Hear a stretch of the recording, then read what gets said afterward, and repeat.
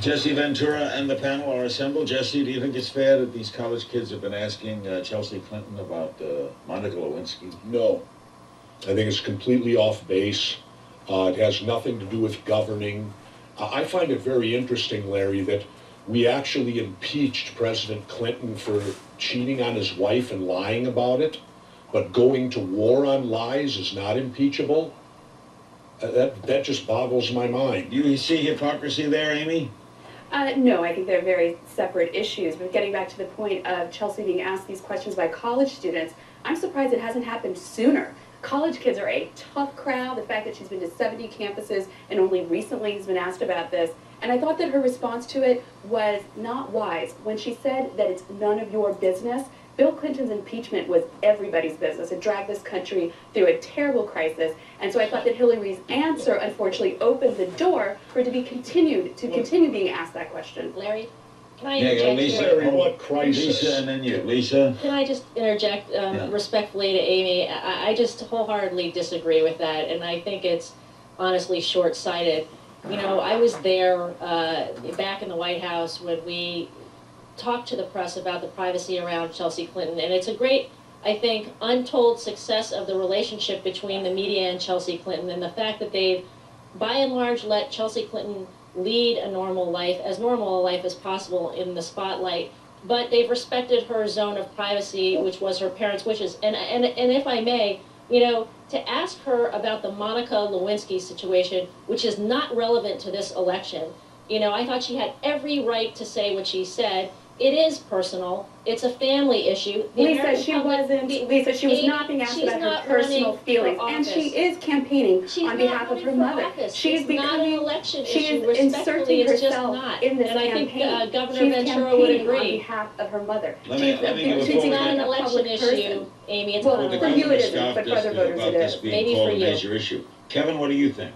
Well, you know, I tend to be a realist on this, having been one of the staffers that's kind of tasked with helping out with surrogates. And Governor Romney had 5 sons that were on the campaign trail all the time, fielding questions about the governor, about their life as a Romney son.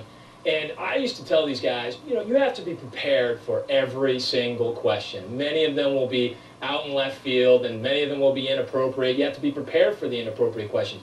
What I do disagree with Amy, I think, is that I think it's perfectly within Chelsea's right to not answer it, but you do have to expect those questions. And I have to disagree with Lisa. Privacy issue's gone. Once you become a surrogate on the campaign for your mom, you have to expect those questions. But I do agree that she doesn't have to answer them.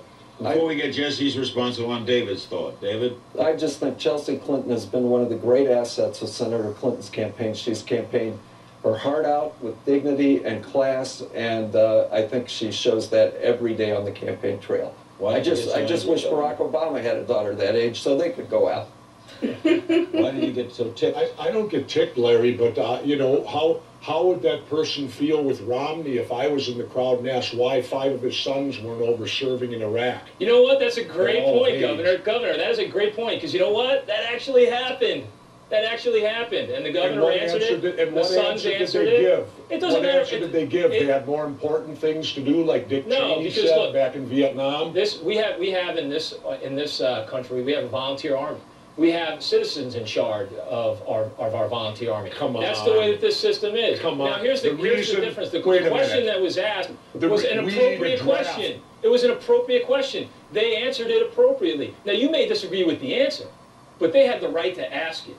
So your point that there's somehow reason that just because you don't agree with the answer, that doesn't make any sense. Because well, you would agree, Kevin, the governor's answer is a little weak when he said they were out working to make me president. Well, I think that was more important than saying. Right. Look, I think that there was always a more artful answer on a question that's difficult, and I think that Governor Romney paid quite a political price for that answer. But the person who asked the question had the right to ask it. Right. Amy Holmes, what's it look like in Pennsylvania? Well, the most recent polling shows that Obama is narrowing that gap between himself and Hillary Clinton. I mean, you know, most people are still betting that Hillary Clinton is going to win Pennsylvania. But I think one of the significant points about this is after the Jeremiah Wright fiasco. that Barack Obama has recovered, he's recuperated. We know it's going to be on exit pollings to find out if this had any influence on the voters. And we also know that Harold Ickes, one of Hillary Clinton's campaign folks, was trying to persuade superdelegates that Hillary Clinton is more electable than Barack Obama because of the Jeremiah Wright scandal. And it may be that Pennsylvania proves that wrong. Lisa, how do you see Pennsylvania? I think Pennsylvania will go to Hillary Clinton. It's where a lot of her roots are, and then I think it's on to Indiana and North Carolina. The one thing I want to say tonight, Larry, is what you're capturing tonight is the importance of the independent voters in this election, and I think it's very interesting to see that you have Senator McCain on the right having to reintroduce himself through his biographical tour, which I think is interesting, and then you have two Democrats who are really operating with 130 delegate difference between the two of them, less than 1%, and you've got 10 states left to have their votes cast. And I think this is showing the importance of the independent voters and who's best able to capture those people and who's best able to deal with the issues of the economy, of the skyrocketing Kevin? Oil prices and gas prices. Kevin, how do you see it?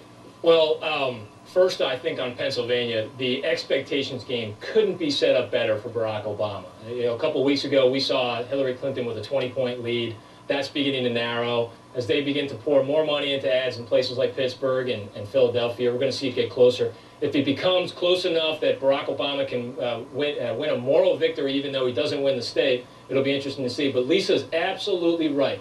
2008 is about the return of the swing voter, the independent voter. David Wilhelm, how do you see it before a final comment from Jesse? David? Well, Barack Obama's going to be on the 6th day of a 6-day bus tour through Pennsylvania. He's had a great 2 weeks. He's speaking out on issues that matter to middle-class families. I agree, too. I think the great promise of Barack Obama's campaign is that he's the candidate in this race that best speaks to the frustration that Jesse Ventura spoke to tonight. To break the gridlock, bring us together, that's Barack Obama's candidacy. Thank you, David Wilhelm. What should the super delegates do, Jesse? Well, Follow the electoral? well, of course they should, but you got to remember, Larry, I'm not part of those two fiasco parties, so I don't know what they should do. Who's going to win Pennsylvania? I don't know. Like I said, I'd like to challenge these four people. Would they dare put none of the above on the ballot to see how many votes that would get? They're just In the Democratic primary, absolutely. Yeah, they would vote for immunity. Yeah. You can't do that. No, an open election. Yeah. Put none of the above on there and watch it win. You think none of the above would win? I think it would be a much higher percentage than what these people would give it credit for. I think it would be much, much higher. I think Hey, thank you all very much. We're going to do this again. Amy Holmes, Ken Madden, Lisa Caputo, and David Wilhelm, and Jesse Ventura. Don't Start the Revolution Without Me is Jesse's book. Much success with it, Jesse. Thank you, Larry. Come back soon. I will.